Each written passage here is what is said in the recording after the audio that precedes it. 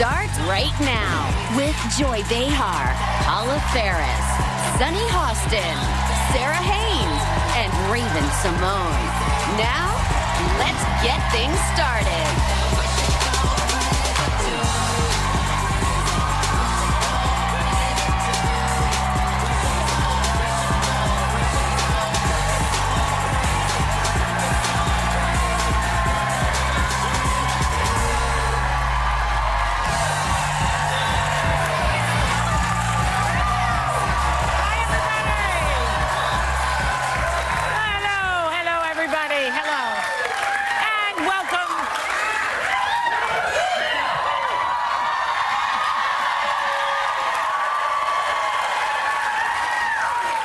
Wow. Shouting you down. TGIF. Yeah. Right. I was on TGIF. And so welcome to The View. Let's start with this hot story of the week. The Angelina and Brad Pitt breakup. They're devastated. Has been a hot topic all week. There's an ongoing investigation, so we'll wait until the facts are in on that. Because we're not ready to talk about that yet, because the FBI is looking into something there. Yeah, they haven't launched an investigation yet. Yeah, but this has been bugging me, this part. Why does the New York Post use this photo of Jennifer Aniston smiling? She broke up with Brad 11 years ago, is happily married to the gorgeous Justin Theroux. She's super rich and successful, right? Do they still think she's wallowing in her misery every day for the past 11 years? Hello? No, I don't think people think that, but you know, there's this saying, you lose them how you got them. And I think a lot of people remember that Angelina Jolie and Brad Pitt hooked up while he was still married with Jennifer. And I think a lot of people have been rooting for their breakup for a long time because of karma. Hey, yeah, don't they say? That's what it is. And people are like, you know, she gets to have the last laugh. So anyone that's been wronged, what goes around comes around. She doesn't care. She doesn't. She doesn't care. She has her own money. Cares, but other people care. Yeah, that's the problem. They're Before projecting. reality shows, it was celebrities and their relationships and what magazines told us what was going on. Let me just say this. We don't know what's going on in that family. That's right. We don't know what's happening behind closed doors or who did what to who and how and why. Leave them alone. Let them go through it by themselves. Over the years, Jennifer Aniston, these are some of the tabloid headlines. are I'm just great. going to read Poor them. Jennifer. Pregnant and alone. Yeah. I wish I could get that one. Obsessed with Angie.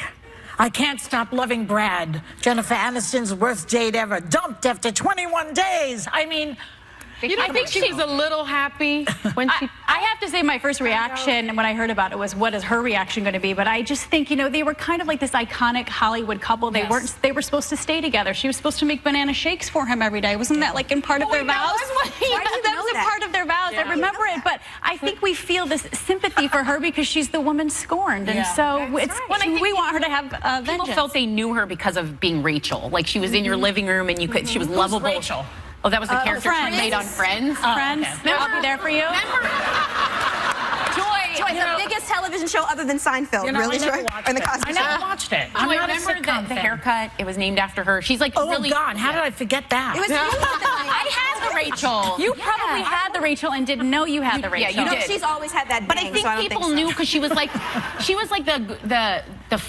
the girl every girl wanted to be friends with, and so people wanted to defend her honor on some level in imaginary level. Yeah. But I think that's what They it is. sort of cast it like a Hollywood movie, you know, with, what's her name, Angelina is like the villainous, you know, even Mother Teresa didn't like her, you know, she changed bloods with Billy Bob Thornton, and then she became a UN ambassador, and then she became the great philanthropist. Everybody liked her again. Now will they hate her again, or they're going to like her again? What's going to happen I hope next? they're not going to hate her again. I mean, the bottom line is, whenever a marriage fails and you have 6 children together, we should all be sad about that. You know, that's not a good thing. And I just think about, what about these kids? There are 6 of them. That is. And we know that she wants physical custody, sole physical custody, which means she wants all the kids to live with her. And Brad Pitt has been, he's their father, has been a part of their lives. People So go through this I every think this is day. difficult. People go through this every day in the world. There are always people One who out are of breaking 2. up. Marriages. It's everywhere, and it just so happens that they're really, really rich and have people And really, following them really with famous. cameras. And otherwise, we need to be talking about the millions of other families who have a broken, you know, marriage and have to deal with kids But on aren't their you own. saddened by it? No, because it's none of my business. Okay. It's not my business. I'm sorry. they didn't give me any money. Neither is Rachel's hairdo, okay? Well, I think the reason it is resonating with people is they feel like because it played out in the media, right or wrong, they are attached to the storyline. And each time there was an adoption, everyone got on board. And then when they had their twins, right. and so I think people felt like they took the ride with them, so they're feeling personally hurt by it. And also, you always want to believe in things, whether it's marriage or anything else good in this world, like the Tooth Fairy. And I think there's probably the Tooth Fairy does exist, by the way. And apparently brings $20 every time your child loses a tooth. It's 20 now? Yes, my kids are gouging me. My kids are gouging me. No, but I also think that there's probably a small contingent of people that still want, Brad and Jennifer to get back together. She's good. She's got a dark handsome man. There's a lawyer involved. So Jolie has hired high-powered attorney Laura Wasser, who says that she tells clients to treat marriage and divorce like a business transaction. Isn't that romantic? Do you agree with that?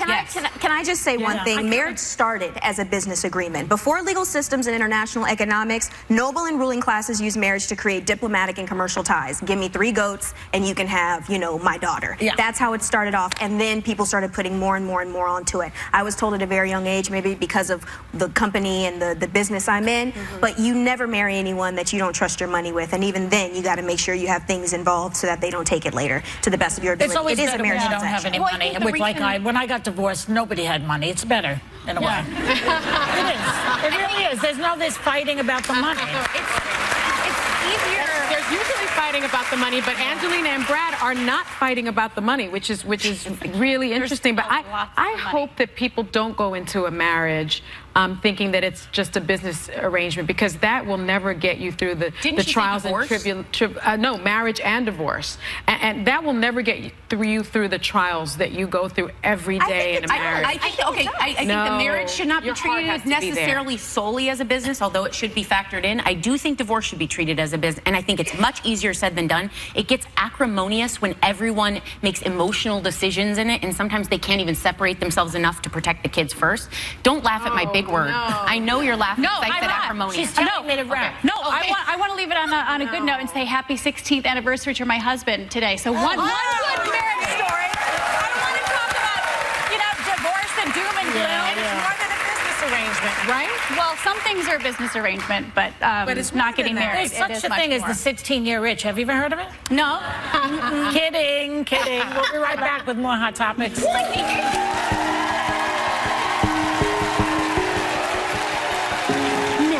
A View exclusive. She watched her brother die in the video that's sparking national fury. The twin sister of Terrence Crutcher speaks out live on The View.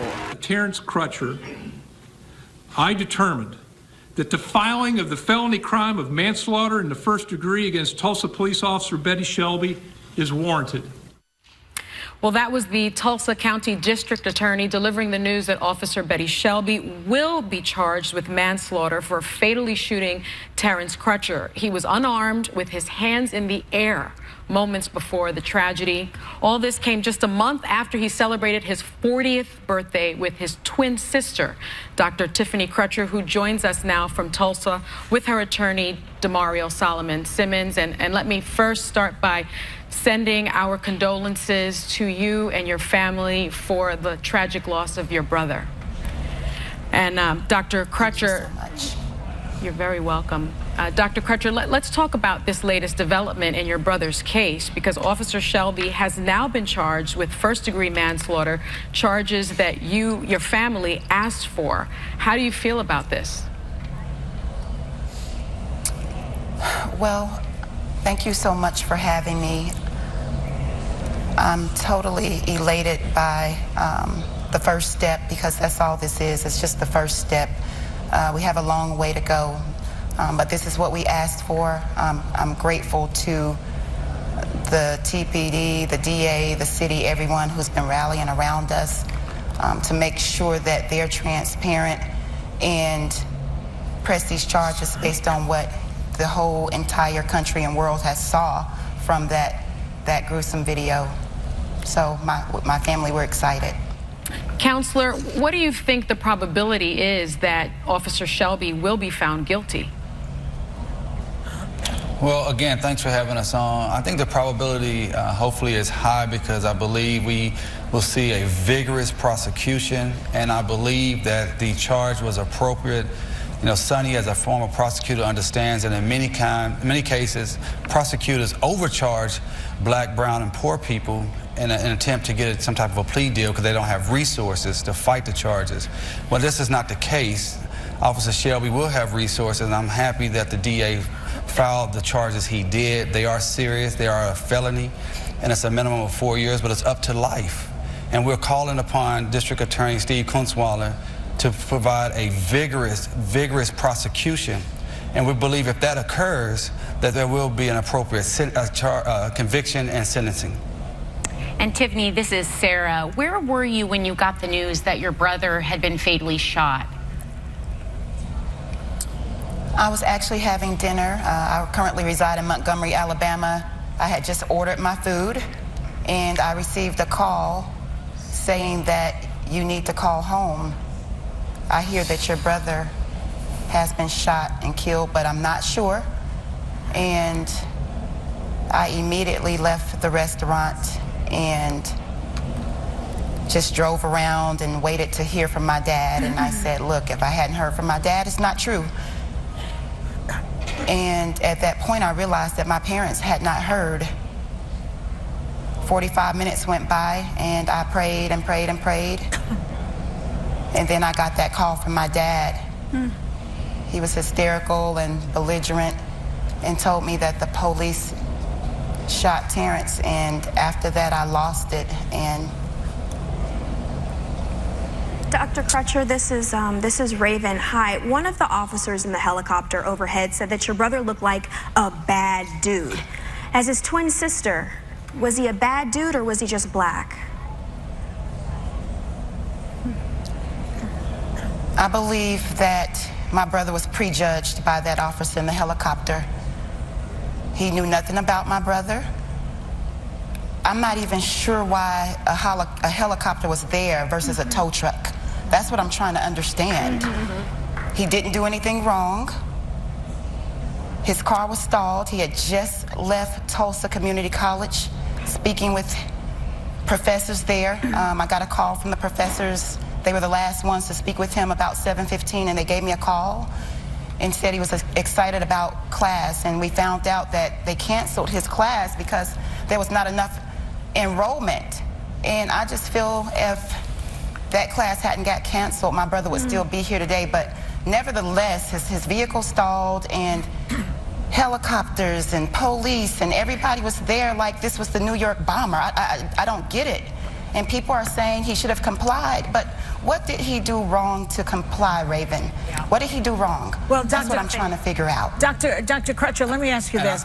According to, excuse me one second, according to police on the scene, your brother ignored more than 24 commands. Do you believe that's the truth?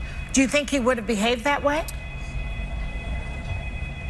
Can you repeat that question? Yes. According to police on the scene, your brother ignored more than 24 commands. Do you think that that's true? That's their side of it, and I just don't believe that. And one thing that people don't know about my brother has a very severe hearing issue in his right ear and prosthetic eye. And I know my brother was scared, and people don't know that because all they know is that he's a bad dude, but my brother was disabled, and he was just trying to get his life together. So I can't say that that's true. I was not there at the scene. But, you know, these things tend to be scripted, case after case after case. He didn't comply. They didn't comply. But the video tells it all. The video tells it all. His hands were up, and that's what we are fighting right there. The fact that everybody saw my brother's hands up, and at that moment, there was no need to execute him at all. And I think that's a very important point here, that the video tells us what actually occurred. And we don't have to have conjecture and speculation. We can look and see on the video that the unjustified shooting was simply wrong. And that's why this fight is, as Dr. Crutcher has said so many times, it's bigger than just Terrence. We're trying to legitimize and legalize being black in America. Because right now, that is a crime in and of itself when you sound somebody and call them a bad dude. Tiffany, Tiffany, this is Paul. I know you said that your brother was flawed, but he was in church every Sunday, and I have to imagine it must be so infuriating, hurtful, just because right now they're trying to bring your brother's alleged drug use into the narrative. It's got to be so hurtful knowing that at the time of the fatal shooting, the police officers had no idea of his past. They had no idea of what was in the car. So how infuriating is this narrative for your family? Can I say something? Let her answer first, I just please. think that question is irrelevant. I think that it's odd that every time there's a black dead person, that person has to submit to a background check in order to prove that they don't deserve to be dead. And it is not a fair... I don't think that we need to ask questions about criminal records or alleged drug abuse. I just think it's irrelevant. I agree. I think a lot of people think it's irrelevant. It should be irrelevant, but this is a narrative that's out there, and why it's really unfair to your family. How frustrating is it for you to have to address this narrative? Well, I think it's a narrative that the media has to take the responsibility to stop from being out there. The media should stop those questions and those unnecessary discussions. We say, hey, this is a video that shows a man complying. A video shows a man without a weapon. A video shows the officers are not in any danger. Anything outside of that is a false narrative, and we call upon the media to help heal this country from false narratives and put the truth out so we can come together as one nation and be the strong people we can be. And the media has a big role to play in that. Great. Well, we here at The View have heard you, and we are not going to continue that narrative. So our thanks to Dr. Tiffany Crutcher and her attorney, Demario Solomon Simmons. Thank you so much for joining us, and we'll be right back. Thank you.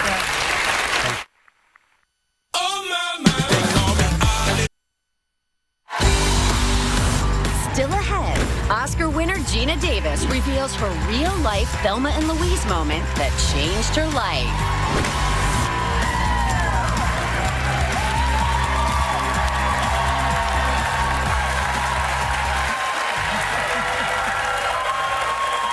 Welcome back. You know, people are complaining that Hillary Clinton is too buttoned up and stiff, and, you know, in this thing I'm going to show you, it's called Between Two Ferns with the Galifianakis does it. You know that show? I love that. I want to show you another side of her. Watch. First, you supported Obama's Trans-Pacific Partnership deal, and then you were against it. I think that people deserve to know, are you down with TPP? I'm not down with TPP. No, you're supposed to say, yeah, you know me. Like the hip-hop group. Don't tell me what to say. When he went to Donald Trump's wedding, did he write his own vows? And did Michelle Obama write Melania's? Not quite sure what his vows were, but I'm sure they were great and huge and wonderful. We should stay in touch. What's the best way to reach you? Email? You've got mail.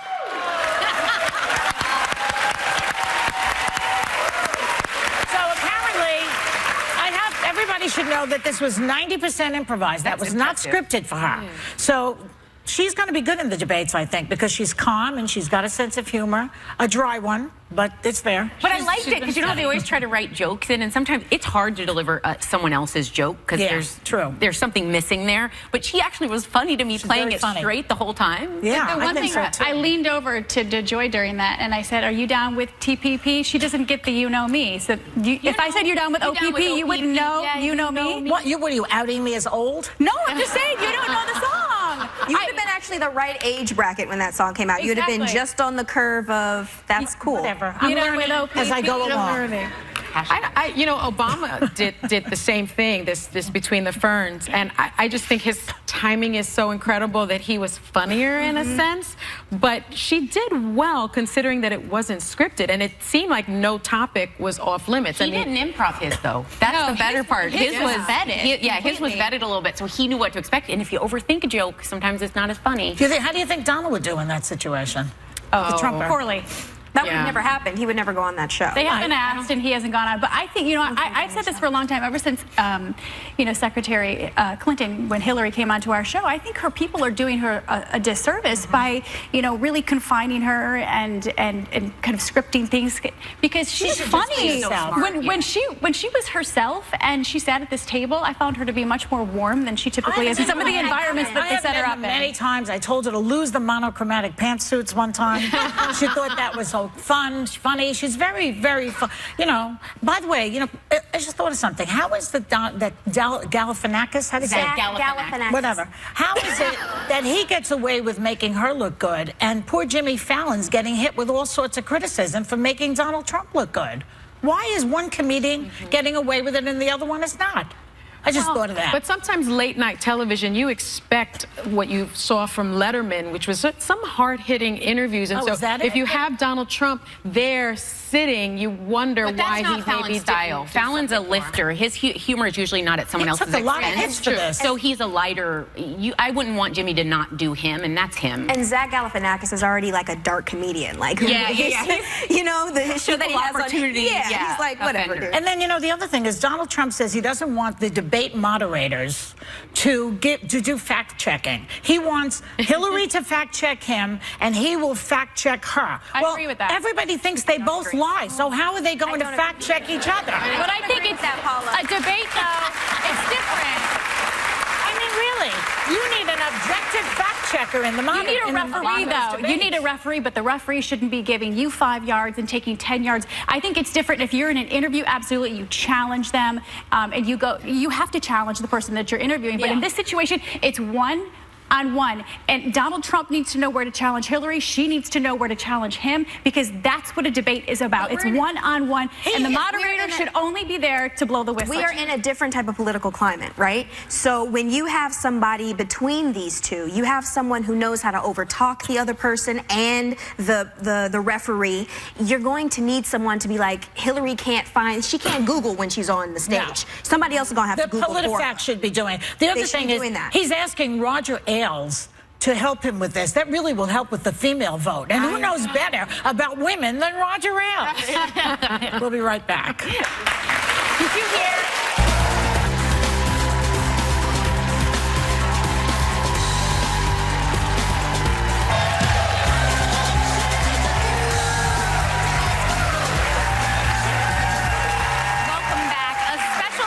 Edition of the animated classic Beauty and the Beast just came out on DVD, Blu-ray, and thanks to our parent company, Disney, members of our audience are getting a copy. Okay, so,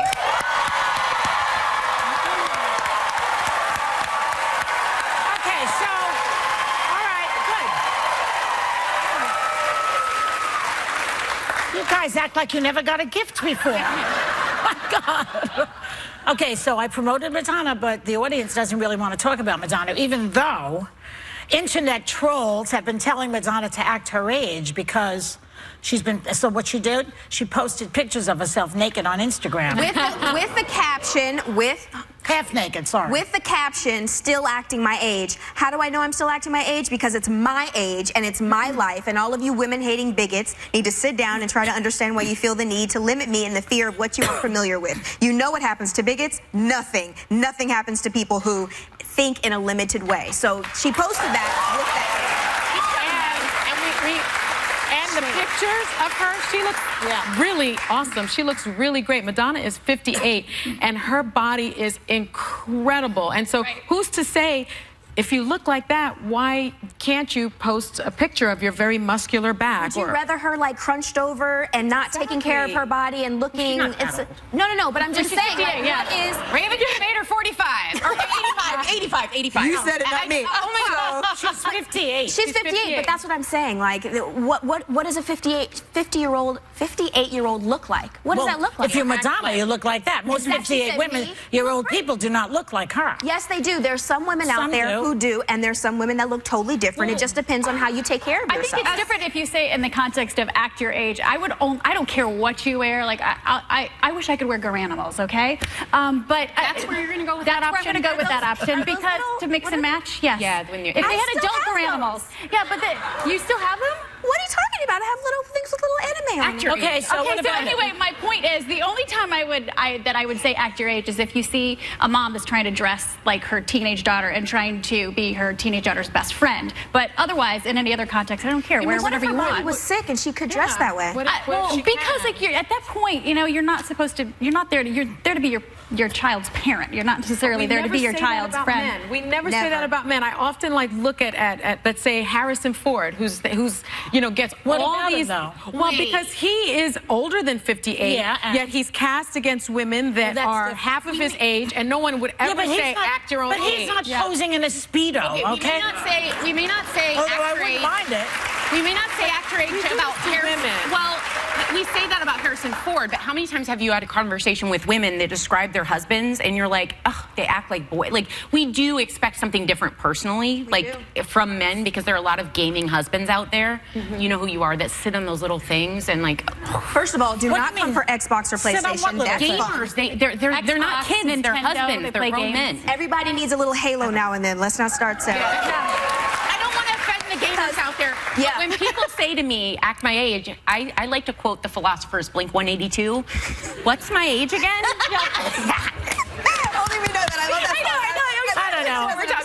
Maybe when you're... It's 8. Maybe when you're on Lipitor, you should lose the bustier. We'll be right back.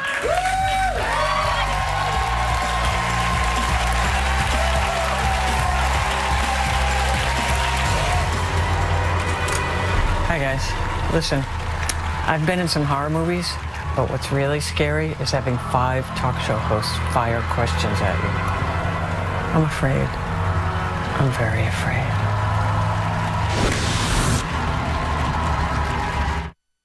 Next week, you know we've got the hottest hot topics. And with the election now just weeks away, our political views sizzling. Because first, we've got the man behind Hillary's campaign, Robbie Moog. And we're talking to Trump's right-hand lady, Kellyanne Conway. Plus, we can't wait to hang with Common, Kiefer Sutherland, Lupita Nyong'o, David Oyelowo, Colin Jost, Michael Che, and Haley Atwell. Wow! It's all next week on The View on ABC.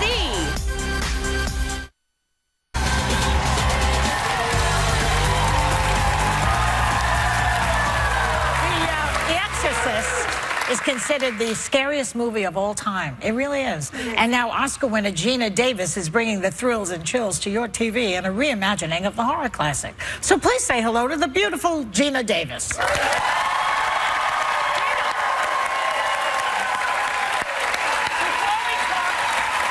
we talk about The Exorcist, I want to ask you about Madonna. You know, because we were just talking about her. And you're a movie star, she's a movie star. What do you think about posing in half naked at 58 years old? I agree with what she said. Yeah. Absolutely. Which is? Would you do it? We're doing it. Yeah. I'm 60. Should I start You're 60. posing nude? You look great. You do look great. Why not? You look like this. Would you do it, Geena? Would you do it? Yeah, sure. So I love that you are confident enough to even think about it, but that's who you are as an actress. You have been the epitome of girl power forever. And, you know, movies like Thelma and Louise. Thelma and Louise. That's who you have embodied throughout your career. When did you know that it was okay for you to be a strong female character on and off set? Well, actually, Thelma and Louise had a huge impact on my life, being in that movie. It's really fun, actually, to be in a cultural landmark kind of thing. It's like, yes, well, I did that. But it was making that movie that was very life-changing for me. And it was working with Susan Sarandon, who, so when we were starting the movie, we both were cast, and Ridley wanted to have a meeting with Susan and I. Ridley Scott, yes, Ridley. And go through the script. And so I went through the script, I had a few ideas, but I planned ahead of time the girly way that I was going to present each one of these ideas, like, you know, well, maybe I'm wrong, you know, like we do, you know, sell out ourselves so nobody will be offended. You know, I don't want them to think, you know, that I'm pushy or anything. And so I had this all planned, and we sit down, and I'm starstruck by meeting Susan, and I think it was like on page 1 that she says, you know, this line, I don't think I should say that line. Or maybe we could put it on page 3. And I was like, people could talk like that? You could just say what you, I mean, I was really far gone. You could actually say what you think, and then I'm looking at him to see if he freaks out. What did he do? He's like, oh, that's good. Well, yeah, maybe we could do that, or maybe not, or whatever. But I'm just like, watching this conversation. We all look up to you Not because all of, directors would like that. yeah. Well, but we all look up to you for not only your powerful portrayals of women, but also the Geena Davis Institute on Gender in Media, which is phenomenal. So you can give her a hand, yeah.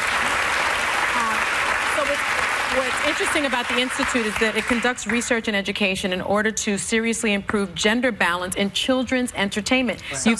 So smart. You've partnered with Google and just launched something really, really cool. Can you tell us all about it? Yes. I've been doing this about 10 years, and we have sponsored the most research ever done on like children's entertainment. But now Google gave us a grant to develop software. It's taken 2 years to develop software to do the research. And so it has face recognition and voice recognition. And it can not only tell you how many female characters there are and how long they're on screen, but how much do they talk? Are they on screen when they talk? Which is very interesting that they found women, even when they're there, they talk about a third as much as men. And when they talk, they're not always on screen. They're only on screen about half the time. So they're cutting to the male character while the female is talking. But when the man is talking, he's on screen. Those are male directors? Wow. Well, primarily. Followed up by Joy Behar. But we also wanted to talk to you about your new show, The Exorcist. I'm a big fan, but it isn't the same story. So can you tell us a little bit about how it's different? Well, yes. So the movie is the classic scary movie of all time. I still can't sleep in the middle of the bed because of that movie. Miss Davis, I can't do it. So just help me out, please. I want to see the show, but I'm scared. And it is scary and creepy. I saw it, and I was terrified. The bird scene. I can't do birds. So the show acknowledges that those events took place in this world, but it was 40 whatever years ago. But now, something's happening again.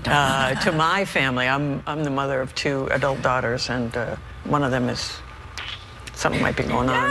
It's very scary. Even though it's a script, and we all know it's motion picture make believe, but like, do you get scared when you go home? Yeah. Do you sleep well? Yeah. Do you sleep in the middle of the bed? No. That's what Raven really I can't wants to sleep in the know. middle of the bed because of that movie. Because she was in the middle of the bed? I think I'm going to get exorcismatized when I'm in the middle of the bed. That's a word. It's a scary. It's a scary film, and we'll watch the next rendition. The show is. People will not be disappointed. And it's shot beautifully. The cinematography is gorgeous. You have to see this. Yeah, and I don't like scary Green Vomit again. or scary movies, but it's wonderful. We'll have to see if there's any. It's in Technicolor. Green Vomit. Tune in. The bird scene. Thank you so much, Geena, for dropping by. Good luck with the project. The Exorcist premieres tonight. Check your local listings for information on the Geena Davis Institute on Gender and Media. Go to our website.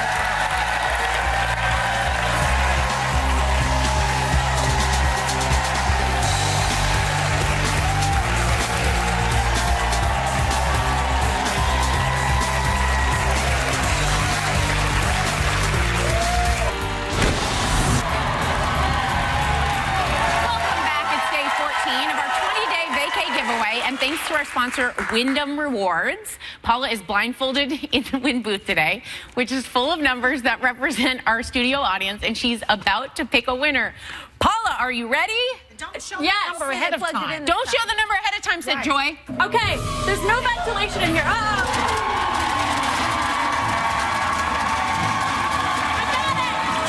got it! She put it in her shirt. I can't stop the wind. I forgot to tell Paula that goes for 9 seconds. Is it in your... Can I take these off? No. Okay. Ahead of time. She saw the number ahead of time. What is your name? Winner's right here. Come here. What is your name? What is your name and where are you from? Okay. We got. My name is Abby. Congratulations. We want to show you where from you're Chicago. going. So you're going to the Viva Wyndham Heaven on Sunday to see how to enter for a chance to win Monday's vacay. And have a great day, everyone. Take a little time. Do this part. Have a great day. Have a great day. Enjoy your view. There you go.